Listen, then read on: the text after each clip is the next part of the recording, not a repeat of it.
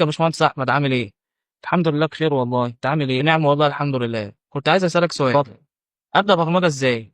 لان السؤال ده محيرني قوي. كل ما اجي اسمع فيديو الاقي بيقول كلام معقد بالنسبه لي كواحد مبتدئ، اجي اسمع فيديو تاني الاقي بيقول كلام مختلف عن الاولاني، فانا احترت والله يا باشمهندس. فممكن تقول لي اعمل ايه؟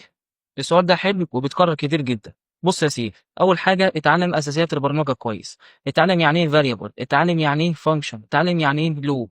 بعد ما تخلص الاساسيات دي تقدر تدخل على الاو بي، الاوبجكت اورينتد بروجرامينج، ثم الداتا ستراكشر، ثم الالجوريزم، ثم البروبلم سولفنج. وبعد كده لما تخلص الحاجات اللي انا قلت لك عليها دي تقدر بقى تختار التخصص اللي هتدخل فيه. تمام يا باشمهندس. طب سؤال تاني معلش، ايه لغة البرمجة اللي المفروض ابدا بيه؟ السؤال ده حلو. بص يا سيدي، لو انت ما تعرفش حاجة خالص في البرمجة ابدا ببايثون، وبعد كده لما تتعمق فيها شوية حاول على السي بلس بلس. اما بقى لو انت كنت دارس اساسيات قبل كده يبقى تبدا على طول بالسي بلس بلس. تمام كده يا باشمهندس، شكرا ليك.